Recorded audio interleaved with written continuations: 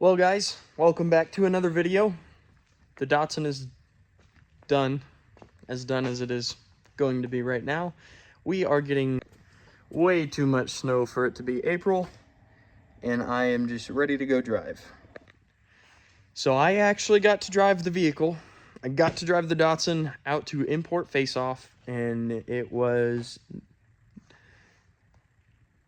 to say the least, still needing work, but it was fun. It was a good time. It definitely does need some attention. So I am leaning out towards the top end. Not even the top end. I'm leaning out just sporadically 5-10 minutes into driving. So I don't know per se what's going on there. I think it's got something to do with a dirty fuel tank. Even though I have cleaned it, I think I need to clean it again. And I definitely do need to put a new seal on it. We are leaking out of the fuel sender unit. You guys probably can't tell, but it's right where that wire goes. And on this car, it's just for your fuel level sensor, and that's it. That's all that this does. So I need a new O-ring for that because that is leaking. I can't fill the tank up all the way. I need to check the coils in the rear, and I also need to show you guys the car now that it's painted. So I'm going to take a step back, and I'm going to do so. So this is now our 1976 Datsun 280Z in Miami blue from Porsche, all assembled with our carbon duckbill in the back, our rotogrids from our last Z, and of course our 240Z turn signals, along with our Type 1 carbon air dam. So we still do need to wet sand this car. It needs to focus, but she is painted. She is all one color, and I need to address the headlight. So what happened was, I went to go put the headlights in for our import face-off show, and the retaining ring somehow, in the process of us building this car, which is to be expected, things get broken when you're not using them, you're moving them around, things will break. So what happened was that it just broke. It broke sometime in between taking it off the car, going to put it back on, and I also forgot to paint the gas cap. Gas flap, not the cap. The cap is painted. Wasn't supposed to be, but the cap is painted. The flap is not. I'm gonna go ahead, switch this out for the new headlight and put the new retaining ring on, throw it in the car, and then we will do a full walk around of the car. I'll show you everything done to it and do a little breakdown. Yeah, Dusty Mac, if you're watching, you suggested I do this, so thank you. I'm going to break down prices on what I spent on the car, how long it took me to do it. This car we've had for 9 months. So for 9 months, I'd say 8 months. 8 months is what it is. It's come pretty long way. So I'm gonna go ahead and do that, and let's get started. So I now got the headlights working and all set up. No more missing a headlight. So as you can see, they work. Now, what we're gonna do is do a quick walk around of the car, do everything exterior, and tell you really what we've got on the car, what's stock, what's not. So, this air dam is from Z Car Garage, I believe, and this is their Type 1 style, and then I have the 240Z turn signals. That air dam itself was about $500 to $600 shipped to the house, and I love it. I wish it wasn't so expensive, but I love it nonetheless. We'll move to the rear and do their duckbill as well. So this is also from Z Motorsports, I believe, and it is carbon as well. Try and get a good shot of that. It's a pretty nice little lip. I only have a little complaint on it. Is on the corners. I don't know how well you can see, but they are chipped just slightly, and that is on both sides. And that duckbill shipped is about 350 bucks. So as far as the rest of the exterior goes, it is still pretty stock other than the wheels. We have these nice rotogrids along with the 4-pot Willwood brakes in the rear. That brake setup came from my last car. I got that on a deal. Usually they retail for about $1,000. I paid $600 for them. And they have been nice, and you don't have to deal with drums. In order to get them to work properly, you do have to get a new proportioning valve, because the way the car is proportioned for drum brakes.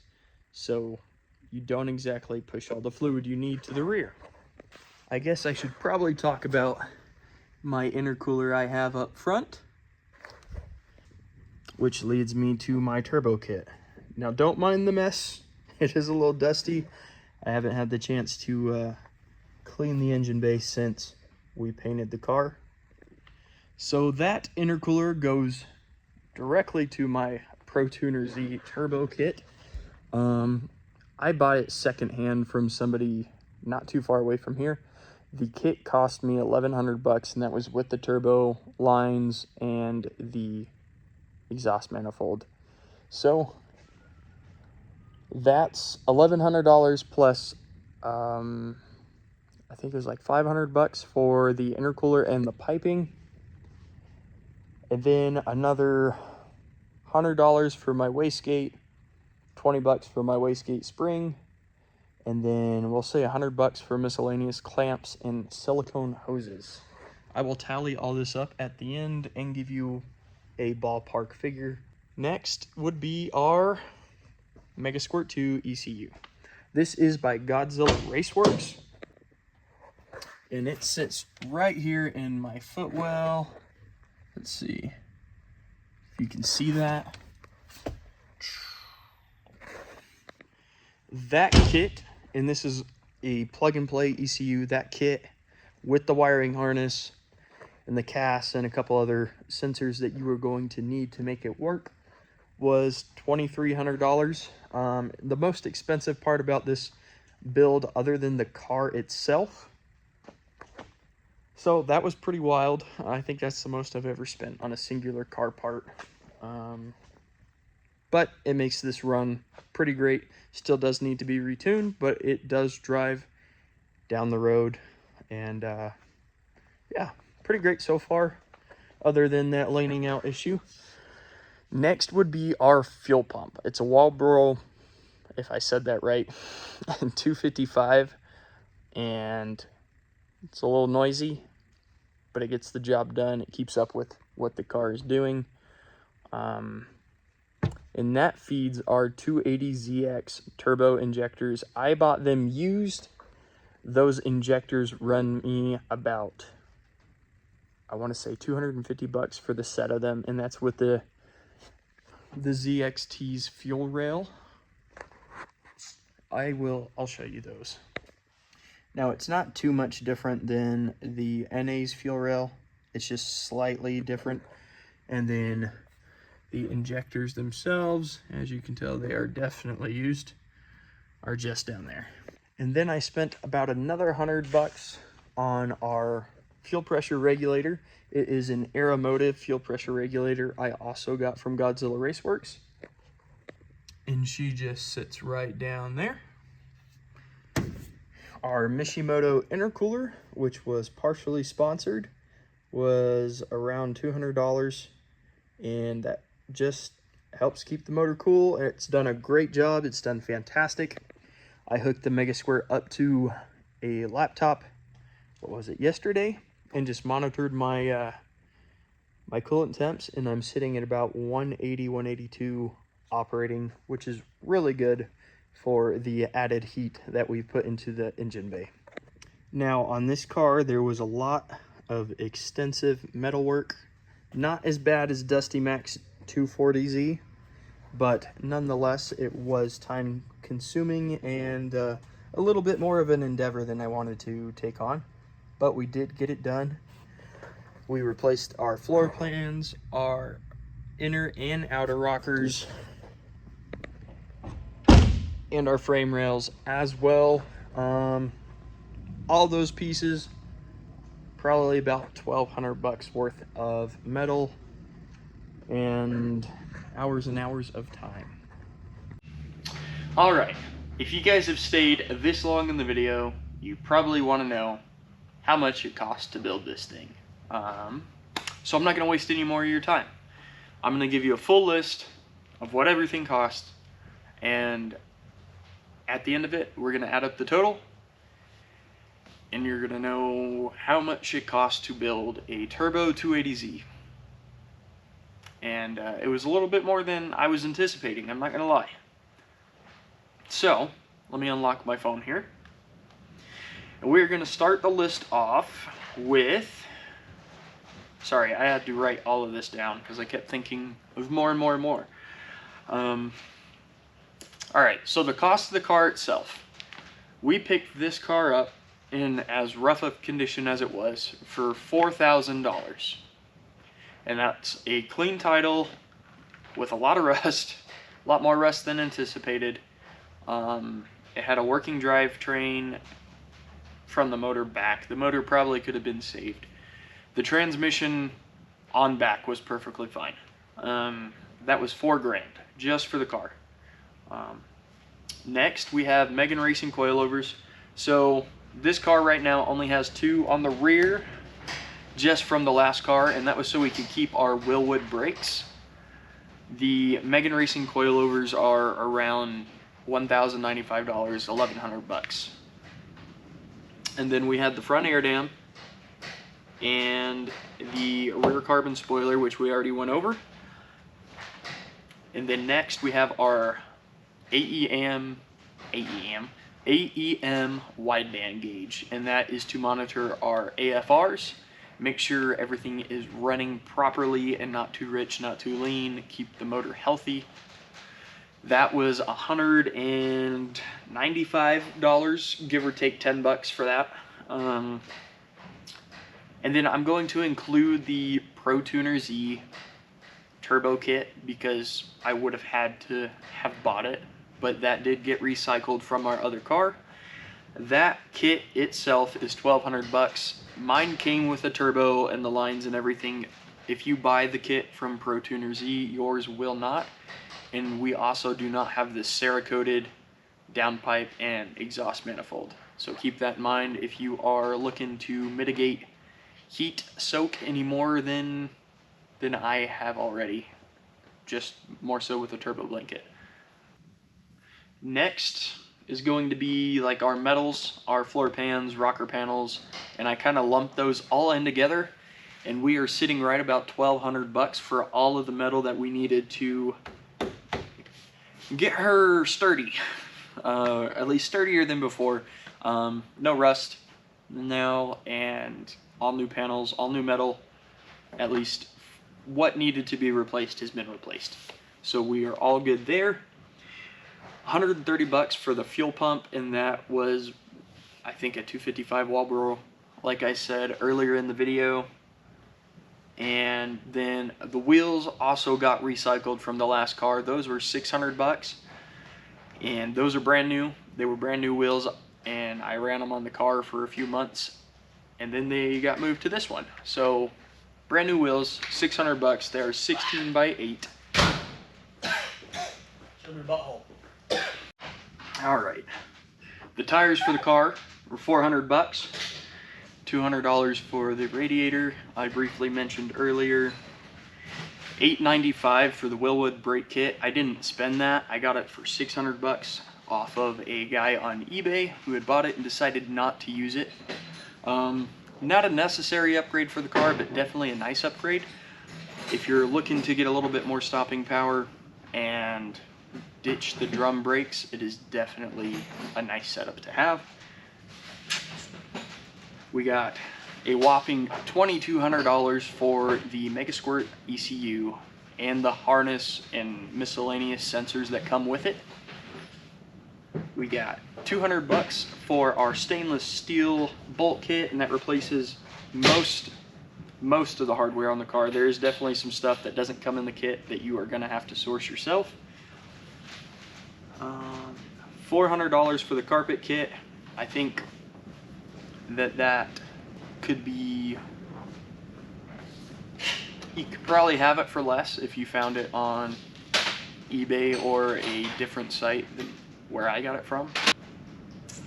$150 for the sound deadening material, so all the foil and the panels that I have put on the floor, that's what that is if you're curious.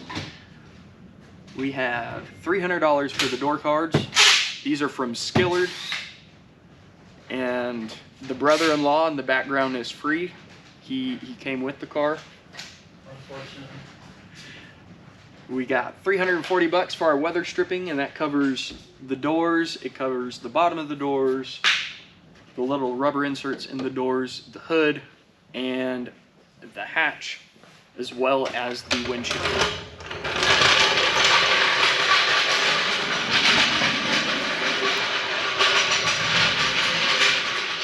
Well, I'm not going to be loud. Huh? Huh? Well, that thing I can't. That's bad. We have $120 for our steering wheel hub adapter, and then $240 for our forged carbon steering wheel. If you went with a different wheel or not forged carbon, you could probably get one for cheaper. A steering wheel is not something I'd cheap out on though. Something that you're driving every day and putting your hands on and using to turn the vehicle would really suck if it malfunctioned and you broke. Just a little tidbit there. $20 for my gauge mount for the wideband. It takes the place of your AC vent in this car. $550 for the intercooler, which I discussed earlier. That comes with the piping, the intercooler itself, and all the couplers, clamps. We got $200 for the clutch and the flywheel. It's a lightweight flywheel. I think it's 13, 14 pounds. Quite a bit lighter than the stock one. $160 for our motor mounts. These are the same brand motor mounts we had on the last car. They're by Silver Mine Motors or Silver Project. Okay, we had to come inside and finish the video because it was getting loud out there. I left off with the motor mounts. So our thermostat, which is the next thing, our I think it's 160, 170 degree thermostat, was $20, and then our wastegate was $104 and like $10 for the wastegate spring, $20 for the wastegate spring, whatever it may be. So that is everything that we have bought to build the car the way that it is, pretty much. So, and this is excluding paint. Our total comes out to a whopping $15,779. And with paint, I chose a Porsche color, had some markup to it. You're another 700 and some odd dollars on top of that if you paint it yourself. All of this work, except for the tune that I got done, was done by me and my wife. So we saved a lot on labor. So just to build the car, $15,800, which is outrageous. I thought it was going to be a little bit less than that, but all things considered, to have a older car, a Datsun 280Z that runs and drives, well, currently it does not. I'll get into that in a separate video. That's not that bad. To have it almost fully restored and roadworthy with a tunable motor that is very capable, it's actually not that bad. If there's anything else you guys would like to know about the car, the Datsun, the 280Z, let me know. If there's anything you guys would like to see, let me know. I'm going to be trying a little bit different of a setup here as far as my videos go in the upcoming future. So keep an eye out for a little bit different of a format. If you haven't already, like, comment, subscribe, and I will catch you next time. Peace.